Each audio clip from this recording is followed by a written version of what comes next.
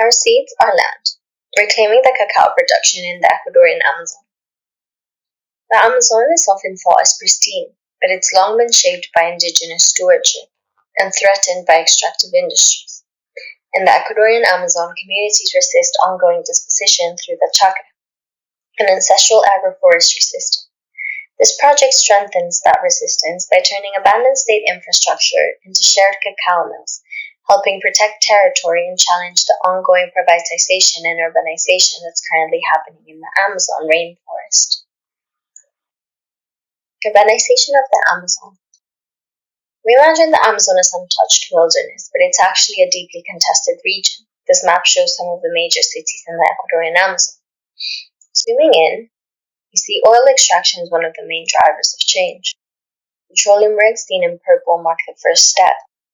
Around the rigs, cities grow, laying the groundwork for urbanization and monoculture, often cacao.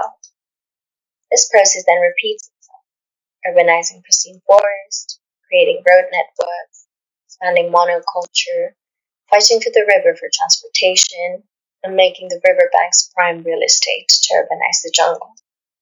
However, this process is never smooth. There's always conflicts and forces that push towards the protection and rights of indigenous people, and to see the jungle as a living entity. In this map of Ecuador in dark green, we see the protected areas. In purple and blue, we see the intangible and buffer zone for tribes who choose to live in isolation. Despite these protections, they have still been divided into 87 petroleum blocks and auctioned to the highest bidder. Seeking access to the dark green patches shown, known as the petroleum reserves. These extraction zones are served by infrastructure like pipelines, refineries, and ports. This vast infrastructure represents the complex network of different subjects, some treating territory as an asset and some as an entity. The yellow dots represent the 7,009 active petroleum wells in the area, each one a puncture into the land held secret. The red dots show the documented indigenous tribes that often don't have Western law proofs of owning their land, despite having lived there for centuries. At the center of this network is the Napo River, where my site focuses. It serves as a critical artery for indigenous life, but also for urbanization. As the cycle repeats, cacao monoculture causes about 47,000 hectares of yearly deforestation, replacing jungle into gridded plantations. The river then becomes the highlight where all interests collide, and the riverbanks become the hotspot. Government ports, shown in magenta circles, were built for the urbanization and to collect tariffs for the state, but companies quickly built private ports, shown in blue, bypassing regulations and obtaining exclusive use for themselves. The chacra. Amid displacement and pollution, many indigenous communities have now turned to cacao grown in their own chacras as a sacred and sustainable source of income. Cacao is not just a crop, it's a ritual. Its cultivation follows cosmological rhythm. While cacao offers a lifeline, it's not enough. Today, for about 100 kgs of fresh cacao, locals earn $50. The middlemen that process it sell the same amount and can charge up to $500 for large corporations. This project breaks that cycle of extraction by reclaiming the value of cacao for the people, honoring the ancestral chacra practices over monoculture and providing tools for communities to process it themselves. This protects the territory and keeps wealth local, supplying not just corporations but rather ethical buyers who reject monoculture cacao. These outsourced steps can then become community-owned, which are the following: deshelling, fermenting, drying, aging, roasting, and grinding.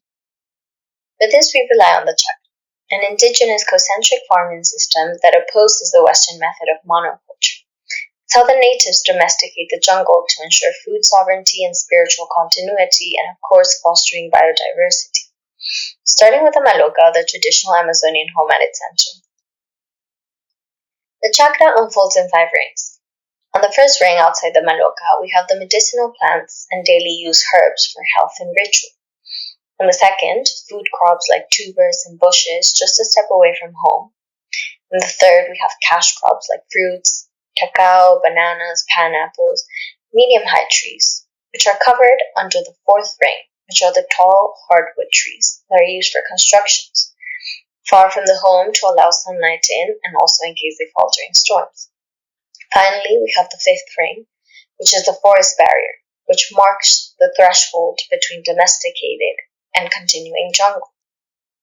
The chakra isn't just a practice, it's cosmological. Its design always aligned with solstices, equinoxes, and the movement of sun, which always guides planting, harvesting, and ritual.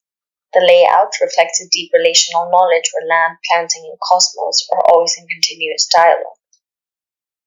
Plants are then placed in relation to each other and the soil so that they nourish each other. Generational knowledge. Cacao thrives in the third ring, and it requires the taller hardwood trees for shade. Through generations, this has been understood, and layering is now known on how to mix plants not for yield, but rather for harmony and biodiversity of the chakra itself. All of this is documented through the drawing to understand how the chakra and the native ways of caring for the landscape completely differ to the methods of monoculture, where biodiversity doesn't exist. Architecture in the chakra follows the exact same logic. Structures align with solstices and equinoxes, and building is cosmological and always shaped by the land. The maloga, the traditional housing, evolves through the same cycles. Building is then a ritual itself. The community joins, and the chakra, the architecture, the agriculture, and ritual are all one. This sits to the side to inform how buildings are woven communally, but also by the land. Palm thatching, fiber ropes, wooden joints, low-tech but high in knowledge, deeply rooted in the territory and what's available on site without depleting it.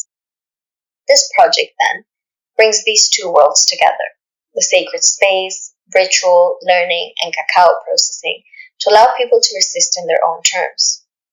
The idea is to call people to bring their cacao from their chakras to add value to the Amazonian production and keep wealth local. Puerto Providencia, design situated at subsistence. The vision for the project finds life in one of the obsolete government infrastructures, one of the magenta dots. One of these are Puerto Providencia that was built in 2017, taking a $25 million investment and closed after just 1 year of opening, leaving it completely unused since. After site visits and understanding the site, the project proposes a reclamation, transforming the state-abandoned land into community-driven, cosmologically aligned spaces. The territorial catchment map shows how this site can become a hub for a wider production landscape. Cacao can arrive here not just from one chakra, but rather an entire territory that's connected by distance and shared by need. The project is divided into 4 stages, starting with the initial village, La Chacra Vive, the creation of an association, syncretizing 2 concepts, the existing site, with its own grid, and the chakra rings for regeneration of the soil. From the center, medicinal plants take root. Small spaces appear, sheds, an assembly space to meet, plan, and gather, a union for people joining, to make communal the processing of cacao. And as it grows, housing for people doing long commutes are built, storage sites for cacao and small multi-use spaces for processing, followed by ritual sites to maintain cosmology alive. The Del Cacao is the phase that upskills the production, organizing experimental structures for specific processes.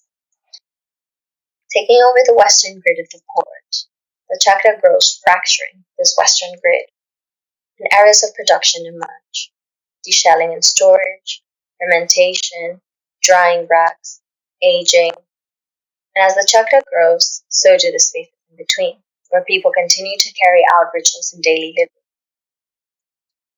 La Fábrica Común is the phase where production expands, and collective building and production begins. As a result of the previous phase, experimentation manuals are created for further expansion, provided to locals so that building is possible and accessible regardless of the site, all done with local materials and local methods of construction.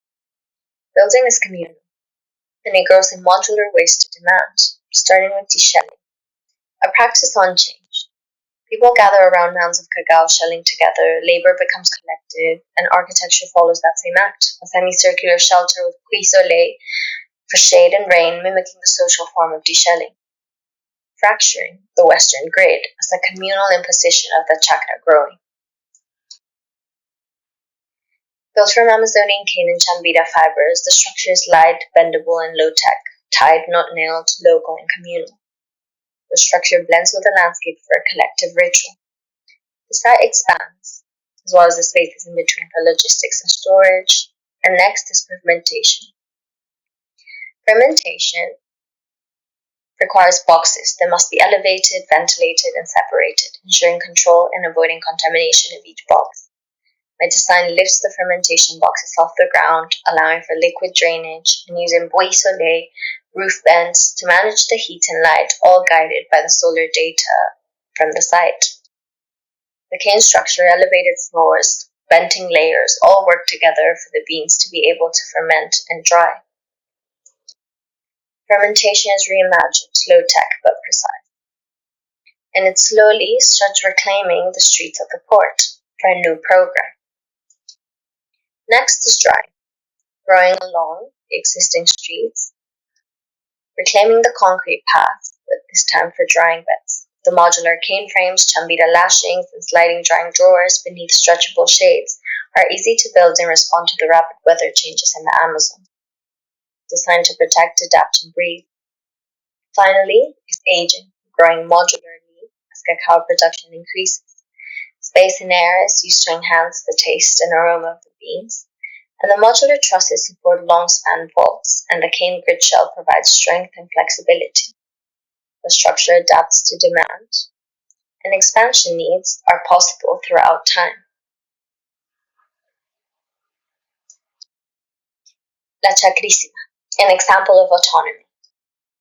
As more people join the cause and more cacao comes, the site has more growth, and more programs can emerge, and cacao processing becomes more refined. Further steps like adobe kilns for roasting and local ceramic productions are added, as well as mills. Inspired by communal Roman mills, it takes cacao beyond processing to a finer product. Site potential allows local quotidian life, bringing gathering for people to share their oral stories, enjoying the harvest, sharing communal meals, celebration for special moments, and rest, filling in the gaps between production. When the site reaches its full potential, it's not a closed system, but rather a reference of networks beyond this site. Accommodation grows, researchers, volunteers, and communities that want to visit and replicate this possibility. And the chakra grows, now producing cacao too. Not a village or a production site, but instead a proposition in practice, a prototype of what a different rural life can be.